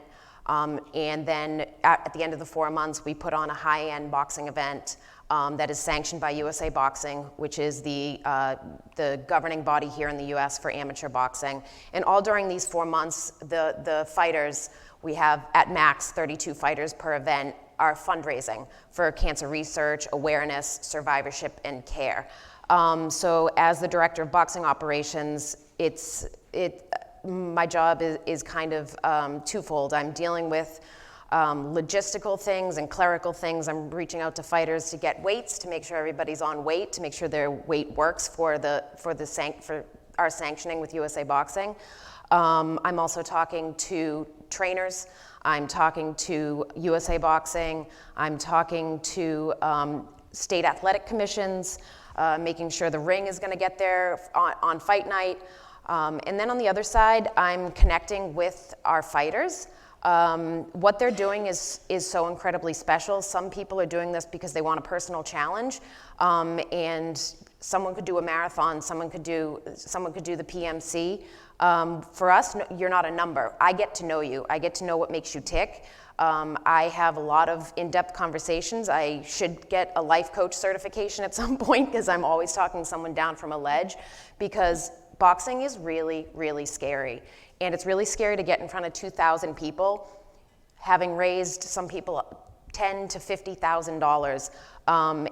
But they're all doing it for the greater good. And we need to make sure that at the end of the day, after you leave orientation to the minute you step out of the ring, you need to have had the greatest experience of your entire life, because you did something truly, truly incredible. And we need to make sure that we're constantly building. We don't do any advertising. It's all word of mouth. We need to make sure that we are building this great community of what we like to call ass-kicking do-gooders, who are really making a difference, in the world, doing something really, really brave. So I try to do my absolute best for everyone. I learn as much as I can about fighters. Some people are fighting in memory or in honor of someone, and I know what they're going through. I know how scary it can be, but they're determined and they see it through, and it's pretty inspiring. Julie, thank you. That was so inspiring. Such important work. And Lori, how about you? Thank you. Well, having a small company, we have 7 to 8 full-time employees. We all end up doing a little bit of everything and helping each other out. We're also very seasonal, so from May through October, it's dawn to exhaustion and everyone's running. And in the off-season, it's really more about sales mode and meeting with vendors and having vendor meetings and finding out what's new. To just kind of break down the different kinds of jobs, we have sales, and we have a vice president of sales who is out there meeting with clients and going to trade shows and, doing sales missions and having clients come to town and doing site visits. And then we have the operations team that once a program is booked, they're the ones that are actually doing all the details, and they're working with the client and booking the venue and the caterer and the florist and the, linens, and designing the whole look of the event, booking everything and coordinating all those details with the client. So, as the owner of the company, there are times when I am still, meeting with clients and doing that sales tour myself. And then there are times when I'm literally all hands on deck, everyone in the office, we need 20 people working at the same time, and I'm out there with a red shirt on like everyone else. Another day I might be, working on my budget for the next year. I might be attending a board meeting that I'm involved in. I might be at a city council meeting, and anything, in between. So every day is different, and that's what I love about what we do, and every client is different, and every program is different. So I would venture to say that anyone that works for us will say that they never are doing the same thing twice, and even if you use the same venue, it's going to be a completely different event than anyone else has done, although we've done our fair share of Great Gatsby events at Rose Cliff, I have to admit. And clients all think it's like a great new idea, but we have done quite a few of them. But anyway, that's pretty much it. In a small company, it really is everyone pitching in and helping. And in the off season, the program managers are doing sales, and in the in season, our vice president of sales is jumping on board and helping in operations. So Lori, thank you. welcome. I think you and everyone up here actually mentioned some things that segue nicely into our next question. So students, you're all taking classes along the way, gaining skills, abilities, curating your degree, ideally towards that job that you want to eventually get. And also just kind of growing as a person and a professional. And so the next question kind of pertains to this. Wanted to ask you all, what skills or qualities do you think are really important for folks doing your job or just getting into the industry these days? Personality for sure. Like I mentioned earlier, I'm dealing with agents, sometimes managers, and obviously interpersonal, coworkers, things like that. I've always found that you need to be approachable and you need to be able to, not necessarily, I mean, you obviously need to be well-spoken, but that doesn't mean you need to pontificate super crazily. It just means you need to be able to communicate with people and, you know, essentially, you have to realize what you're dealing with. You know, when I'm at a show and I'm settling, or if I'm just there night of, you know, I have to realize that this may be my Wednesday night, but this is this tour manager's 13th date on this tour, and what they need or their expectations are different from my needs and expectations. So, you know, it's like, again, what I mentioned earlier of just kind of giving that undivided attention to every show, or at least making it seem that way. And, you know, it's not all on my shoulders. It's definitely a credit to my team as well. You know, one of the things that I always mention is the two most important people that you never want to piss off are your box office manager and your production manager, because the three of you make the show happen. You book it, production plans it, and then obviously if there's any ticketing snafus, you know, box office handles that. So I think personality-wise, you really need to be able to kind of roll with the punches, and especially, you know, I could get a call today from an agent that's super happy and thanks me for the show we had last night, and then 20 minutes later get a call with someone screaming at me because we don't agree on money, or, you know, I could go through a million different examples as to some crazy things that we've gotten arguments about. But at the end of the day, you know, some of the best advice that was ever given to me by one of my mentors was get on the phone. Get somebody on the phone if you know, you're having a disagreement, even if you're not, even if you want to thank somebody, you have a question. A lot of the times, especially in today's day and age, everybody hides behind their computer, they hide behind the emails, and that's where we do the majority of our business. But if you have that personality that you can pick up the phone, call somebody, even if an agent or somebody you've never even spoken to, and just pick the phone up and have a discussion, talk about the artist, see if you're missing something, see if you need to, you know, come to a common ground, or just check in and say, hey, you know, this show went great, or we're selling well, what else can we be doing? And you'd be surprised the kind of distance that gives you, and it goes a long way, and people remember that, and then they're more apt to call you, and you just get more business done that way, it seems, where you can have that interpersonal skill. Dustin, thank you. That was great advice. Really cool. Just going to feed off of what Dustin said. Definitely personality is huge in the sports industry. Flexibility, day-to-days are going to change. You're going to work weekends, you're going to work holidays. I would definitely say patience. Customer service can be testy, but in the end, you have to kill people with kindness. I think you need to be, you know, acceptive to change. Things are always subject to change. As I mentioned earlier, we're going through a huge change with renovations and new seats, and we do have a lot of unhappy people, but again, it's just, you know, the test of the waters, and what doesn't kill you is gonna make you stronger. Every experience is a learning experience, and I think you just need to be willing to, you know, go the extra mile sometimes. If it means staying late, coming in early, beating your colleagues in there to get work done, and also just, you know, knowing what works for you. Everyone's different, everyone doesn't work the same, but I think if you can find, you know, what works for you, you can get in a groove, you can have your own flow, you can help others, because someone's always gonna be good at something that you necessarily may not be good at, but you work as a team and you help each other out, and knowing your strengths is really key, but also knowing your weaknesses, but trying to get better at them. Thanks, Tiff. Dustin and Tiff hit on two things. Patience is absolutely huge. I tell every fighter that has gone through the program, there's going to be good days in the gym, there's going to be bad days in the gym, there's going to be good days in planning events, there's going to be really bad days. You just got to be patient. Be willing to be part of a team. We always say teamwork makes the dream work. On those bad days, lean on your team because you'll get through it together. And personality really is huge. In putting on events, you are going to be exposed to a variety of personalities. I myself, on a given day, I could be dealing with our ring guy or a trainer from Bed-Stuy, Brooklyn, and then 10 minutes later on the phone with a Russian oligarch who is fundraising and wants to have the most lavish entourage, which isn't allowed by USA Boxing. But you need to be able to manage all kinds of personalities with you, and you just need to be able to go with the flow. And I cannot stress that enough.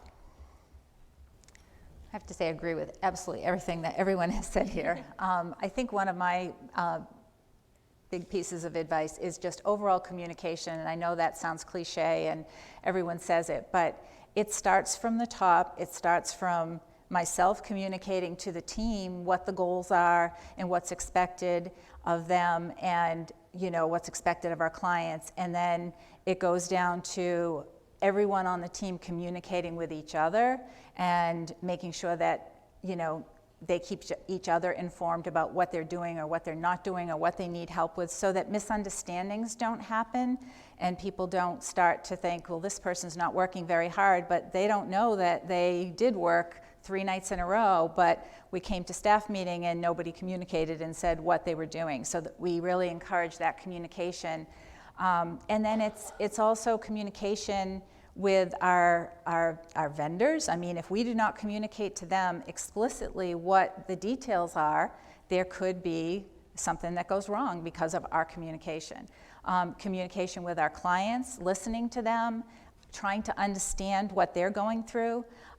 You were talking about everyone has good days and bad days, and sometimes we have clients that aren't very nice, but it's because they're stressed out. It's because it's rolling from the top. It's not because they're not a nice person. And you can't take things personally when somebody else is having a bad day or stressed out. I mean, we sometimes literally have to have a powwow and say, think about this. This woman is afraid she's going to lose her job if she's working on a board of directors meeting and something goes wrong. So our job is to calm her down and make her feel comfortable that we have every single detail. And how do we do that? By communicating, by sending a schedule of services with every single detail, so that when she looks at it, she's like, oh my God, you have it. You absolutely got every detail. And if you did miss something, you have that chance to fix it. So I really think that between communication and then problem solving is the other thing I was going to say. I mean, we are solving problems all the time and trying to think ahead about what could happen if this goes wrong. A boat goes down. We don't call the client and say, oh, your boat went down, we don't have a boat for you. I mean, you figure out what you're going to do, you come up with another solution, you come up with another boat, and you call the client and you communicate that, yes, your boat went down, but we have great news, we have another one, it's all set, it's ready to go, and I'm going to give you a break on it, and make that client be like, oh, great, no problem. So really, a lot of problem solving and then communicating. Thank you so much. Just to echo some of the things you all were saying regarding internal communication with your teams and external communication with clients. Thank you for echoing the importance of that. It's great. I believe, my teammates here would agree with me. We talk about this every day, but to hear it from folks in industry is so much more powerful. So thank you for, sharing those stories. It kind of also, some of the stories you were telling segue into, and thank you for doing that again, our next question. And I might echo some of Frank Russo's points. Thank you also, because you also echoed some key vocab that we just covered in class. You mentioned things like the perishability of concert tickets. Tiff, you mentioned changeability in the industry and being flexible and agile to change. You had mentioned also, Frank, the changing landscape of, for example, kind of like industries that are on the fringe of sports entertainment event. You mentioned the recording industry, which the landscape is changing. And it's interesting because even though new distribution and consumption models are coming about and creating plenty of new jobs, the older jobs are morphing and changing. And so, our events don't happen in a vacuum, and so it's important to be aware of those things. I appreciate your mentioning those. And so for the folks up here on stage, wanted to ask, what do you think in industry right now are some of the challenges for your, for your individual industries? What what is a current challenge that students should be aware of as they kind of navigate that terrain? Granular level, being in Boston, we're so heavily predicated on the student population. So, my season very obviously is September and very obviously to the end of June. That doesn't say we don't do shows in the summer, but that's very much, our focus. So with that, we have basically a new cycle of students for the most part every year. So it's, for me specifically, it's keeping up with genre changes, keeping up with trends, keeping up with especially show trends, because Brighton Music Hall, for anybody that may know or may not know, used to be Harper's Ferry years ago. So venues change, what people want out of shows change. I mean, at the core of it, you want to see your band, of course, but we're always exploring, like, how can we make our venues better? How can we cater to that, the market of the young student? So again, on a granular level, it's definitely keeping up with the Joneses as far as trends and music and seeing what's new, what's hot, and capitalizing on that. And is it a flash in the pan, or is it something that has legs to continue?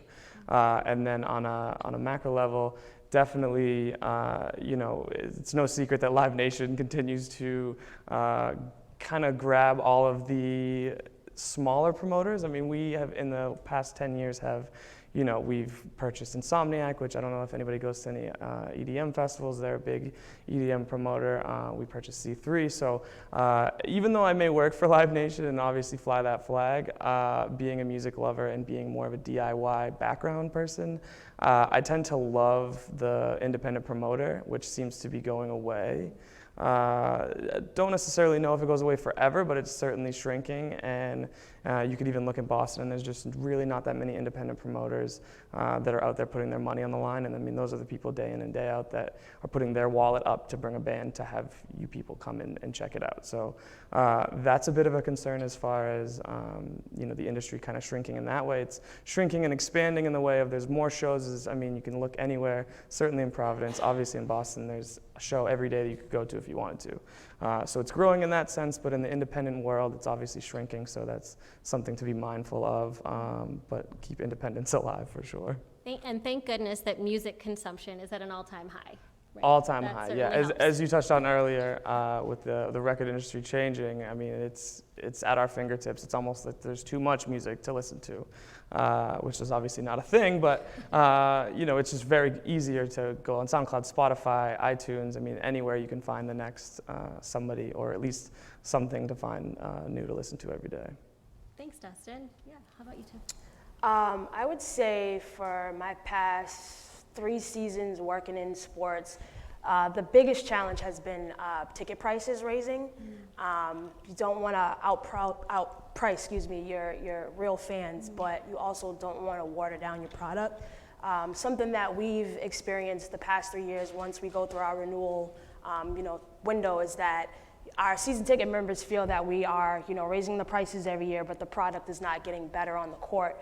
So really convincing them that they're still getting the best prices, they're still getting the best experience when in the arena. They still have me, their personal rep, and that you've had these tickets for X amount of years. The whole point of having season tickets is to pass it down from generations to generations, and then we want to make them feel that they're valued. So some of them do feel like they're not valued because, they're paying X amount of dollars for a full season package, but then, the average Joe can just go on, Ticketmaster or StubHub and purchase, a ticket, at a different price, and they feel like they're getting all of this exclusive access. But again, it's just reminding them that, having season tickets, there is, a sentimental value behind it. So that's something that we've dealt with, for the past 3 seasons, and just convincing them that the team is getting better. Obviously, we faced some challenges the past couple of seasons, but we're working through it. And it's only a matter of time before banner 18, is being raised in the Garden. But on top of that, I'll keep going back to this because it's been like a big thing, for the past month. Just the whole renovations around the Garden. People don't like change. It's been 25 years since the Garden has had, a facelift, and people are not excited about it. We share the arena with the Bruins, so the fact that the arena now has all black seats really rubs them the wrong way because there's no gold. But again, just making them realize that like, this is a good thing that's happening. You're getting a brand new arena. You're getting all of these different bars and restaurants around the arena. There's a movie theater, just making them see the value not only in just like the tickets, the team itself, but like this is, for you. We're putting all of the money that we are, generating from ticket sales back into like the product on the court, in the arena, and all of these awesome experiences. So that's been a challenge, basically just selling people on the experience itself. Thank you. You articulated that so well. It's like so clear that you just like know your product. Yeah, I've also been dealing with a lot of angry people for the past 2 weeks, so. I guess, and there's that. Yeah. But thank you. Julie, how about you? So I kind of straddle two industries with boxing and then also philanthropy. Boxing professionally is, for the most part, on a strong decline. There's a lot of concern about safety, CTE, so there is that out there. With amateur boxing and it being regulated by USA Boxing, there's strong focus on safety. So it's very, very important for us as an organization to make sure that we follow to a T the requirements by USA Boxing, make sure that everyone gets their medical forms. But we do go a step further. We try to make a person's participation in haymakers as safe as possible, as safe as boxing can possibly be. I'm in the gyms, I'm watching people train, I'm the matchmaker, so out of 32 people, I'm the person who puts you against your opponent. And it's extremely important for me to keep my eyes, make sure people are doing what they're doing. And it can be a struggle. It's kind of getting 32 schedules. It can be like herding cats, but it's so important for us to continue to provide a certain level of expertise to make sure that everyone feels safe and comfortable. Then on the philanthropy side with the fundraising, we just got to keep turning out an unbelievable product. To have people returning to want to buy tickets. The event is like nothing people have ever seen before. It's basically like an HBO show. Everyone gets an intro video. The energy is really high.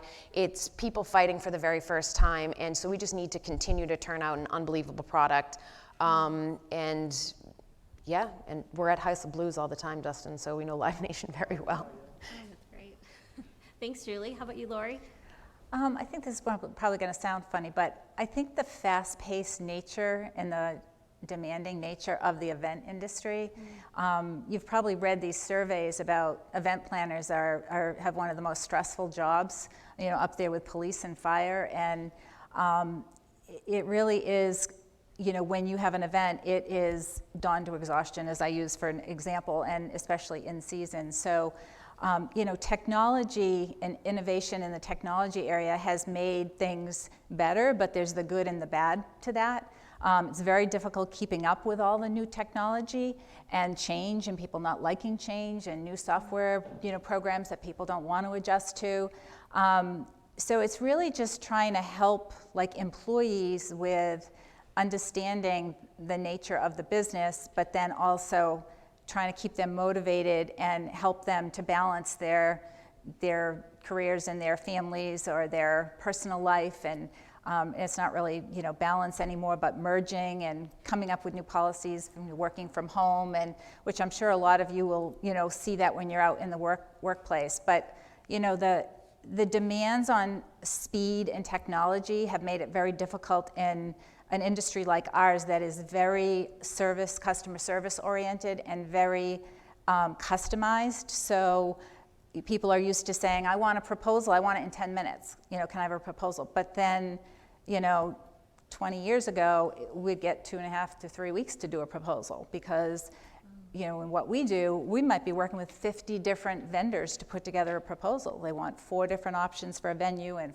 10 different options for activities, and you have to call every single vendor or email or whatever and find availability and check the pricing, and pricing changes. So it takes time, and people want it like this. And it's put a lot of stress on, I think, our industry and people. And so that's something that I'm concerned with as far as the future and just being able to keep up this pace. Yeah, Thank you so much for that commentary. So I actually have some exciting news. I was told by my colleague, Professor Pansiera, that you are basically breaking the internet on our question board. So we had a few more questions, but we're going to go right to questions from the crowd because there's quite a few for you all. So if we could go ahead and start with the questions. And then I might end up with one quick question at the end. What? Oh, okay, over there. Doesn't matter. Okay, so this question is for Dustin, but all of you guys could probably add your input. It says, what industry publications or websites do you follow? How do you personally keep up with the trends in your industry? That's a great question. One thing that I'll address first is, and I'm going through this with my assistant all the time, and he's getting better at it, but it's something that you definitely need to work on when you get in this field, is you may have your favorite band or your favorite artist, but you kind of have to, I don't want to say throw that out the window, but you literally need to listen to everything. So like, I'm not a huge pop punk fan, but I read alternative press because I need to know what's going on, and I don't want to just blindly make offers. So as far as publications, Fact Mag, Accelerator, Consequence of Sound, Alternative Press, locally in Boston, Vanyaland, a little bit of Austin Pudding. It's good to keep an ear to local ground to kind of know who the best local bands are. I'll say Pitchfork, but I don't really read that, but that's one to note. But I try to go for the smaller blogs because remember, I'm at the level where I want to get in on the ground floor to the next thing. And while I've booked some underplays that will do acoustic, or they'll just want to play a really small room. Like I brought Sum 41 to Brighton Music Hall, which was crazy. They just played House of Blues like 6 months before. So like you bring bands like that, and that's great. You don't really need to do a ton of research, but I always try to go in a little lower with, like I said, like the Fact Mag or Accelerator or some of these smaller publications that kind of are highlighting what's next to come. One more? Okay, one more question. Okay, and then anyone can chime in for this one. It says, what advice would you give to someone who is currently in the industry but is having a hard time finding their niche or isn't really happy with their current position, like say it's a lower level one? I would personally say, well, the first things first, like you do want to work hard, but you also want to take care of yourself because some of that can be, just mental. So you definitely want to make sure you're sleeping well, even though in sports and entertainment you are working crazy hours. Whenever you get a chance to rest. Working out, eating properly, which I know these days can be pretty tough. But finding a mentor, looking for somebody to talk to and express like, these are some of the things that I'm experiencing in my current role. This is the path that I would like to head into. Ask for advice, ask for different, things to get involved in. And sometimes take initiative. Take initiative if there's, things that you want to see happen in your current department or in your role, pull your manager, your director, whoever you answer to aside and say, these are some of the things that, I think would help our department. Some of the things that I think our, clients or vendors may be interested in getting on board with. But also having a plan, because my boss is very big on like, if you want something, show me like the research behind it. So just having like, a plan of attack, and obviously just, staying hungry. You gotta have a hustle mentality. You're gonna have those days where you feel, overworked, exhausted. You may not feel happy in your current role, but, just know that things could be a lot worse, and that something that I always remind myself of every day is that, you are on the right path, so just keep working. Life is a marathon, not a sprint, so. So we can have one more quick response. We're almost out of time. I've been told to wrap up. Okay. Thank you, but if you do want to share. Oh, I was just going to say to use your resources and network and do informational interviews if you're not sure what you want to do and you're in one position, to reach out to even your professors who know other people that they can connect you to, and call someone in the industry you think you might be interested in. Just ask for a cup of coffee just to, find out what their, job is like. And then also one thing I was just going to say is with every job you have, even if you're absolutely miserable in your job or an internship or whatever, you have to give it your all, and you have to have a good attitude and learn from what you're experiencing there. If you have a boss that's just horrible, then you learn from them that that's not how you're going to be when you're a manager. Like you keep a journal of the things you've learned, and you just remember someday that I'm not going to treat people the way that I was treated that I didn't like. Or if you have a boss that you really like what they do, that you remember that and you incorporate that into your management style. Great, thank you. So Dustin, Tiff, Julie, and Lori, thank you so much for taking time out of your day to be here. I think the commentary you were able to share with us was inspiring and informative, and we're so lucky to have you here today. So on behalf of Johnson & Wales Team Sports, Entertainment, and Event Management Department, thank you so much. You're welcome. And I think we have some students coming on, so don't leave just yet. They're giving me the hang on a minute sign.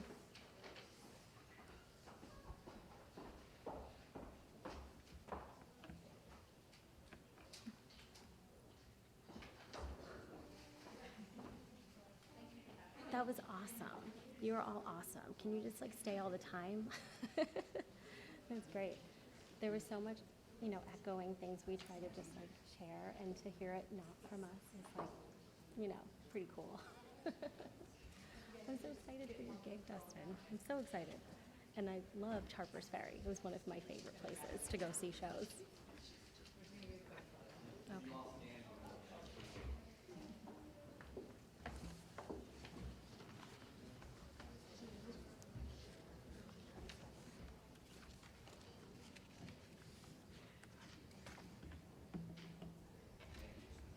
Thank you guys so much.